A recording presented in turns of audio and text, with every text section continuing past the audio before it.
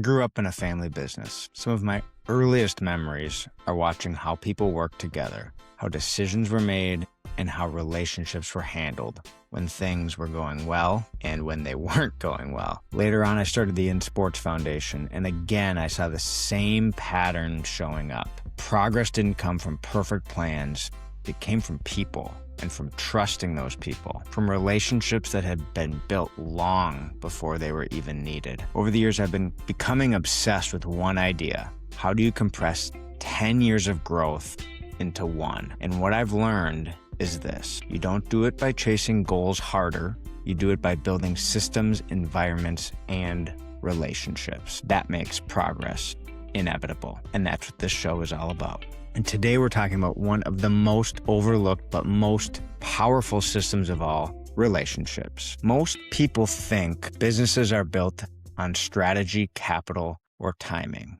Well, they might be forgetting something. I believe businesses are truly built on relationships, and I learned this from my mother. Everything else out there just really determines how fast or slow it grows. And when I say relationships, I'm not talking about the networking events or going on LinkedIn and messaging people or making a post and having people like what you're putting out there. I'm truly talking about the relationships that you've invested time into. These relationships survive under pressure, they survive under uncertainty, and ultimately stand the test of time. And so this episode gets a little bit personal for me because it truly exists because of the company that I grew up with, the company that my mom created, Innovative. And Innovative truly exists today because of relationships, not just what you see on paper, but real life relationships. So my mom, Jennifer Smith, she started Innovative in 2001, and she did not have a massive balance sheet. She really started this without any certainty, without any guarantees. But the number one thing that she already had were relationships. So she had relationships with these 20 people who used to work for her at a previous company. My mom sold her company. She went to work for a little bit, but all of these people that worked for her had non-competes. And so my mom ended up leaving, and all of these other people were stuck at a larger company, and they hated working there. And the day that their non-competes were up, they went back to my mom. They knocked on her door, physically went to the next company that she was working for. And they said, "Jennifer, we want to work for you." And this obviously wasn't the safest option. This obviously was an option that took a lot of risk, but they were following their gut and they were trusting the person. And this means a lot to me because it's not just about the company. It's not just about the logo. It's truly about the people and trusting the leader. My mom also had really strong relationships from her previous company with all of the suppliers in the industry. And at the time, these suppliers were doing the same thing over and over and over again. And my mom said, if I could change things and do things a little bit differently, maybe I wouldn't have to upfront all of this capital into this company. So she was able to work out an on-demand solution with her suppliers so that she didn't have to stock all of this inventory in her warehouse. So she completely reduced her inventory spend, her spend on people managing the warehouse to pick and ship all of these products, and was really relying on the relationship she had with her manufacturers to get her the product she needed to get it quickly to the customer. And then next comes the customers. And again, the customers didn't follow a logo. They didn't know what Innovative was. These 21 people that started Innovative, the customers that followed us were because of the people. They could care less about the logo that we had, what colors our brand was. It was all about the people inside the company. That's who they were following. And this took some time. This took some momentum. Innovative started at a really tough time in 2001, before 9/11.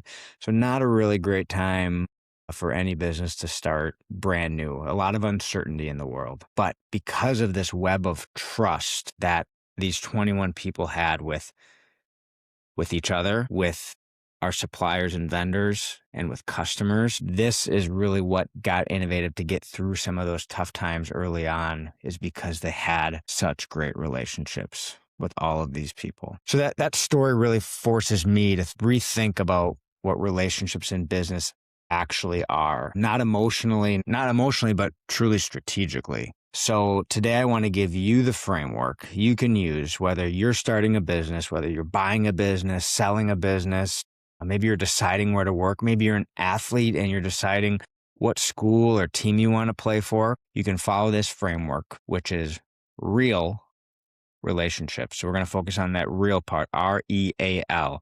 The R in real stands for reliability. Relationships truly start with reliability, doing what you say you're going to do. And you're going to show up even when it's inconvenient to you, and being predictable in the best possible way. People followed my mom because she had a track record. It wasn't hype, it wasn't charisma, it was consistency. And this is way before social media in the early 2000s. People weren't following her online. They knew her in person.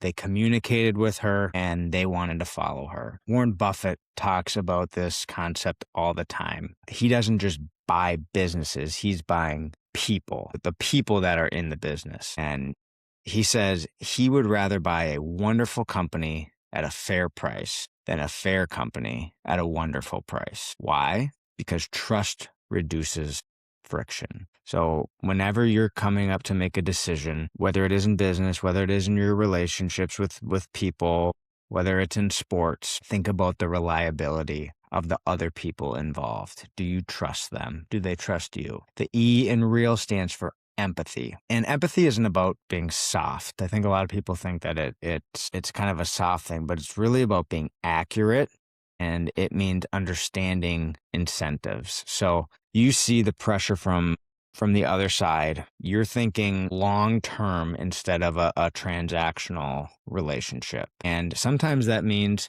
that you're not going to get what you want right away from that relationship. You have to put in some time, add some value in order to earn that trust. So if you're in sales, you might have to start out maybe losing money to earn that trust. You're going to put a lot of time into that relationship in order to earn the trust from that person. So then you become a trusted supplier. So the suppliers that my mom had trusted her because she understood their risks. What does it look like to open up a new company that has no track record on paper other than the relationships they have from other companies that they worked? And, Howard Schultz with Starbucks, he did the same thing. Early on, he invested in his employees with healthcare and benefits, and this was way before it was popular. And he didn't do this just because it looked good, but he understood that his people were going to perform better when they felt respected. So just think about when people are working for you, when you're working with others, how can you show value? How can you show respect for them? And what things can you do that are really going to build that relationship for the long term, even if it doesn't pay off right away? The A in real stands for alignment. Great relationships, they don't just feel good, but they're moving in the same direction. It's two ships and they're on the same current going to the destination. You have shared values with the people in these relationships. You have shared expectations, and you have a shared definition of winning. A famous football coach, Nick Saban, he didn't just recruit talent, but he recruited alignment.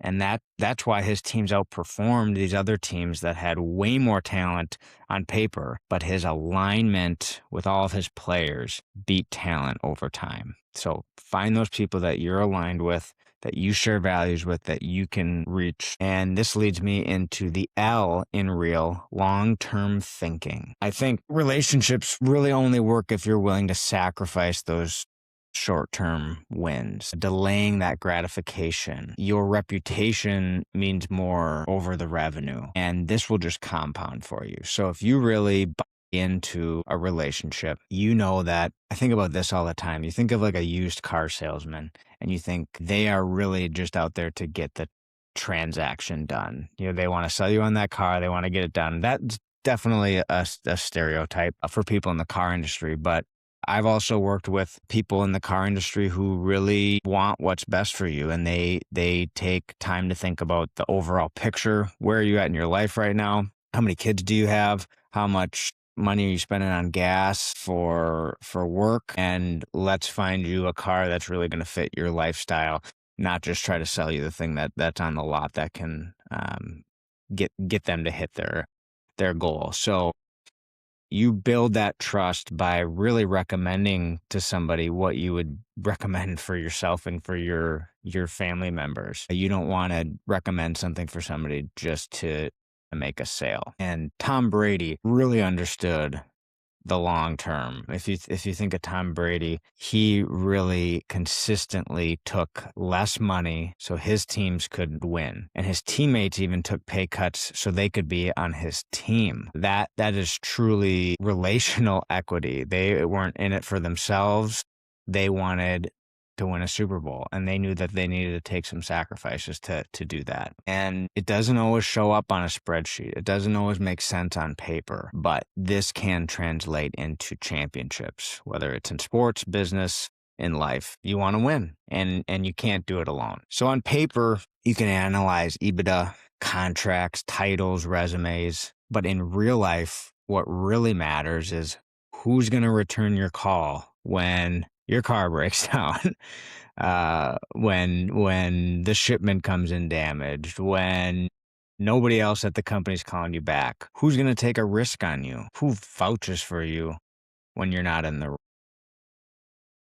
and who stays when it gets hard? That you can't see on paper. That's what a true relationship is. Relationships are an insurance policy when things go sideways, when things don't go your way. So if you were to ask yourself, who would follow me if I left today? Are you a manager managing people that people would follow you? I've got a lot of friends in the corporate America world, and the consistent stories that I hear over time they are following their boss wherever they go. They're not working there to work for XYZ company. They are really there to work for the leader and the boss that is mentoring them, showing them how to do things that they've never done, and as a champion for them to rise in the business world. They're taking a chance on that person. And so, think about that when you're leading your teams, when you're working with others. Take the company out of it. When you're left with the people, are those people there for you? Are you there for them? Build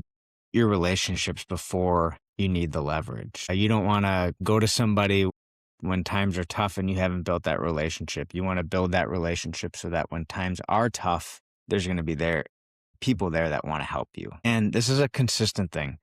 It's not to impress people. It's not to make yourself look good. It truly feels good when you've got good relationships out there and you can rely on other people. I just was listening to Tony Robbins speak about during COVID. There's been all these things about taking care of yourself and building your self-esteem, but truly the human mind is always going to think about things that are wrong. How can I be better? What things am I doing wrong that I should be doing differently? And you're always going to think of those things. That's how the human mind is wired. But when you're in a servant mentality, serving others, helping them, living for a bigger purpose, you're going to forget about all of that self-talk when you're serving others, when you're there for other people. So that whole sense of I'm not good enough goes away, and you start living your life for others. So play the long game. You never know when these relationships are going to show up in your life when you need them most. And at the end of the day, treat others like you would want to be treated. And just to close it up, innovative in sports truly exists today, not because of a perfect strategy, but because of built trust over the years. And again, these relationships, they don't show up on balance sheets, but they determine who survives the downturns, the transitions, and pressure. So if you're building a career in business, life, athletics, remember, relationships matter. Not because it sounds good, but because nothing meaningful gets built without them. If this episode resonated with you, I'd ask you to do two things. First, subscribe or follow this show, because everything we talk about here is about playing the long game and building things that actually last. And second, please share this episode with somebody that you trust, that you want to build a relationship with, Could be a partner, a teammate, founder, friend who's looking to build something on their own or maybe build something with you. Because the right idea at the right time, shared through the right relationship, can change the trajectory of a business or your life or your team. Thanks for being here. I appreciate you. Keep stretching, pushing past possible.